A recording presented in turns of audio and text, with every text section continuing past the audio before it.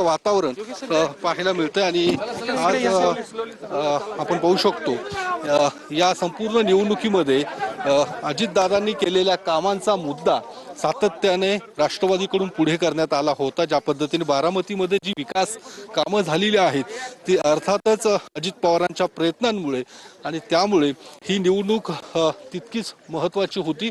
ही आपण पाहतो की शर्मिला पवार आणि सुनेत्रा पवार यांनी गळाभेट घेतलेली आहे।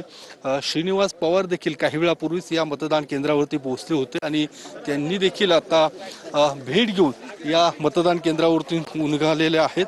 आपण पाहू शकतो या संपूर्ण निवडणुकीदरम्यान ज्या पद्धतीने पार्थ पवार जय पवार यांनी देखील प्रत्येक गावात प्रत्येक मतदारांशी संवाद साधण्याचा प्रयत्न केलेला आहे आणि ज्या पद्धतीने एकूण सगळ्याच मतदारांच्या चेहऱ्यावरती अश्रू, काही ठिकाणी भावनिक वातावरण या प्रचारादरम्यान आपल्याला पाहायला मिळालं होतं आणि आज या पोटनिवडणुकीसाठी मतदान पार पडणार आणि एकूण ज्या पद्धतीने पार्थ पवार यांचं म्हणणं आहे जवळपास 2,70,000पेक्षाही जास्त मताधिक्य आम्हाला घ्यायचं आहे, अर्थात रेकॉर्ड करायचा आहे आणि त्यासाठी राष्ट्रवादीचा हा प्रयत्न असणार आहे।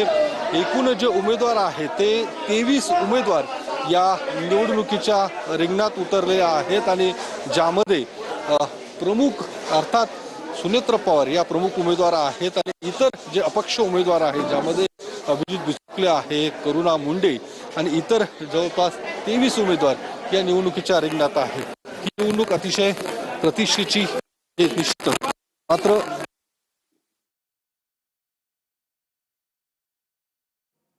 तर सुनेत्रा पवार मतदान केंद्रावर पोहोचलेले आहेत। त्यांच्यासोबत पार्थ पवार आहेत। सकाळीच त्यांनी काही वेळापूर्वी अजित पवार यांच्या स्मृतीस्थळी जात अभिवादन केलं।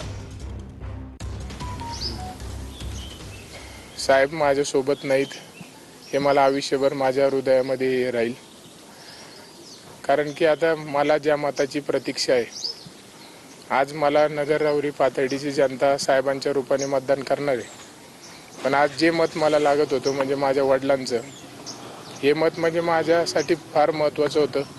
ती थाप होती शाब्बासकीची माझ्या पाठीवरती, ते मात्र मला कधी मिळू शकत नाही त्यांचं।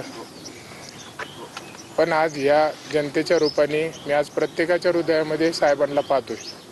आज हे एक एक मत मला जे मिळतंय हे मत साहेबच मला देत आहेत, साहेबच मला खंबीरपणे माझ्यासोबत आज उभा आहेत हे मी समजतोय आणि निश्चितपणे आपण जे मत आज मला देत आहेत याचं मी आयुष्यभर ऋणी राहील।